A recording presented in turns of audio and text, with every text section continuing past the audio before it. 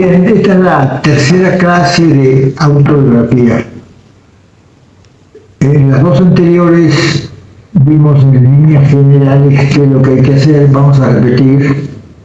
Es importante entender que en la autobiografía no hace falta saber ni leer ni escribir. ¿Por qué? Porque una historia que tiene una persona es de su propiedad absoluta. Entonces, con dictarla a otra que sepa leer y escribir, bien en tanto esta no meta nada de su coleto, digamos, la historia puede desarrollarse sin ninguna dificultad. Y se puede pulir, pero sin meter nada que sea de la ficción. Porque la autobiografía, como dijimos, no se basa en la fantasía, se basa en la realidad. Y lo que ocurrió, tal cual, es lo que hay que contar. Bien, habíamos dicho que debe haber una disciplina para trabajar en la autobiografía. Eso es cierto, porque hay autobiografías que pueden tener, no sé, 300, 400, 500 páginas, que lo cual es una exageración, lo cual nos indica que vamos a tener que borrar o quitar muchas cosas que carecen de importancia en el relato del autobiógrafo. Hay evidentemente elementos en la vida de una persona que son más importantes que otros y que son los que se deben recalcar y aclarar. Uno de los elementos básicos de una autobiografía es situarla. ¿Desde dónde estoy hablando? Bueno, yo hablo del pueblo de mi padre que estaba, ¿en dónde estaba? Estaba a tantos kilómetros de la capital. Hay que situar siempre el lugar desde donde se está narrando. Porque si bien la persona que está narrando en su imaginación, en su mente, tiene la idea del pueblo, del lugar donde salió, la persona que esté escuchando la autobiografía seguramente no lo sabe y se queda afuera.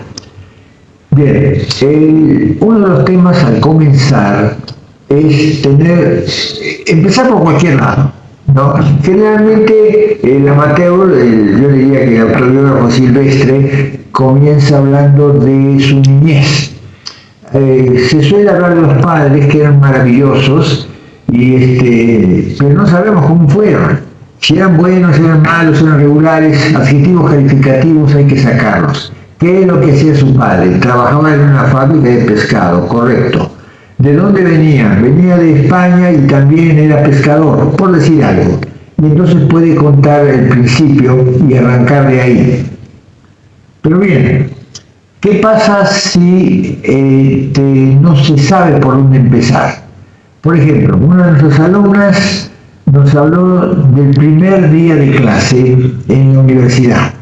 Hay una historia atrás, seguramente había 18, 19 años atrás de vida, pero ese primer día en la universidad fue interesante, que puede ser también un día donde se comienza a trabajar en el primer trabajo. ¿Cómo fue ese primer trabajo? ¿Qué es lo que uno se acuerda? Y se puede investigar simplemente preguntándole si anda por ahí algún ex compañero de una fábrica, y se puede preguntar también qué es lo que la fábrica hacía. Ellos vivían a la vuelta de la fábrica, digamos. Bueno, ¿por qué? Porque la fábrica tomaba gente que venía de provincia y le daba alojamiento. Entonces resulta que ese señor vivió ahí y cuando trata de recordar y preguntarle a ex compañeros, seguramente se va a enterar en ese momento de cosas de la fábrica que no tenía así muy presente o que no interesó, en el momento no interesó.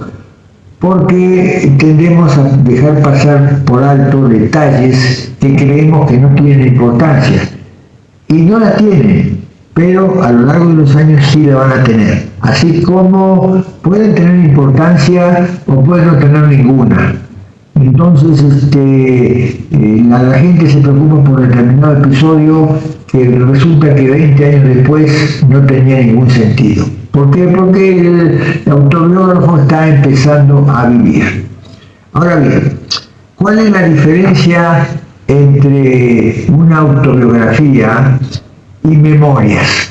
Bien, si yo soy gobernador del estado, cuento desde el día que entré a trabajar ahí, o la campaña política que hice para que me eligieran, y cuento todo el tiempo que viví como gobernador.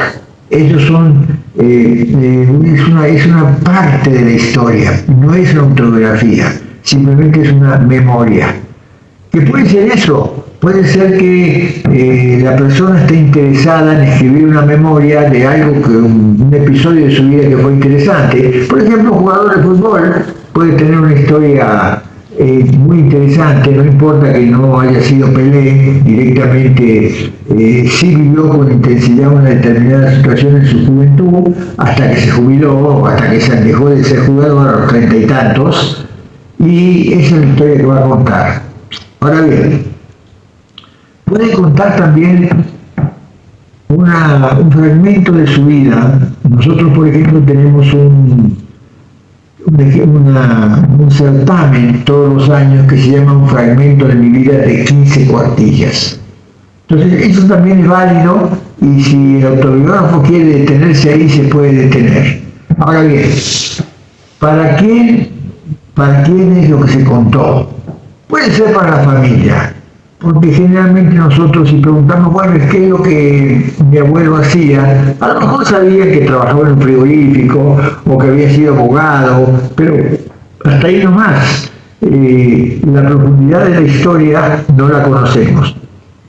Entonces, aquí es donde se comienzan a averiguar cosas de la familia y de uno, en esta retrospectiva, que son muy interesantes.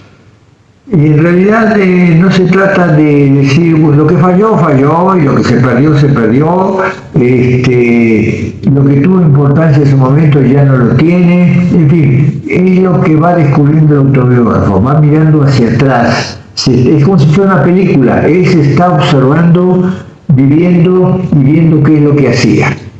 Ahora bien, puede ser que lo que se cuente no coincida con lo que realmente ocurrió. Si alguien cuenta el episodio de un accidente de tráfico, no es lo mismo el que estaba a media cuadra que el que iba de arriba del carro, que el que es atropellado. Directamente es muy diferente, pero son ángulos diferentes que va a encontrar el autobiógrafo y como tal los puede poner. No hay que ser, por supuesto, excesivo en los detalles. Es decir, un auto color rojo y que chocó contra otro auto verde, en fin. Aquí lo interesante es el tema del accidente y las consecuencias trágicas o sin mucho problema que pudiera haber tenido. Entonces, la autobiografía tiene varios ángulos. Se trata de empezar. Ahora, ¿cómo empezamos? La persona que empieza a escribir pudiera ser que tenga universidad, que maneje bien la pluma, que tenga la pluma fácil para escuchar a una persona que no es letrada, digamos. Entonces, lo que se hace es escuchar pacientemente lo que cuenta y después pedir aclaraciones, en el caso de la persona que está copiando o escribiendo, y seguir adelante. Ahora bien, el problema de la autobiografía es empezar y tratar de terminar. En realidad la autobiografía no se acaba jamás, se acaba el día que el autobiógrafo perece, desaparece de esta tierra. Es constante, todos los días pasa algo. Sin embargo, hay una etapa de la vida en que hay más riqueza, en el sentido que hay profundidad, cuando ya se ejerce un oficio o una profesión, o se está al frente de un trabajo. Eso evidentemente quizás tenga más peso que la última etapa de la vida de una persona. Pero no importa. Para escribirlo, si la persona escribe, digamos, estamos hablando de una persona que tiene la prepa, que puede escribir, que puede narrar como a él le parezca. Acá no importa si hay faltas de ortografía. Las faltas de ortografía no tienen ninguna importancia en la autobiografía. ¿Por qué? Porque ese material se lo entrega a una persona letrada y esa persona va a corregir las autobiografías. Hay escritores muy famosos que escribían con faltas de ortografía. Cuando le llegaban los originales a la imprenta, le corregían ya. El señor quedaba como que escribía sin falta de ortografía, ¿no? Entonces, lo que hay que tener acá es calma. ¿Cuánto tiempo se va a trabajar? Bien, se va a trabajar digamos 10 minutos por día, media hora, una hora. Lo importante es ser constante. Y en este punto voy a dejar este capítulo de autobiografía y en la próxima clase vamos a ver otros ángulos de la autobiografía. Los que quieran tener una guía pueden solicitarnos el libro Cómo escribir una autobiografía, del cual soy autor, que es gratuito, que se lo podemos enviar a cualquier parte del mundo, lo imprimen y ya está. Muchas gracias por habernos acompañado en esta nueva emisión de Escribiendo Autobiografía.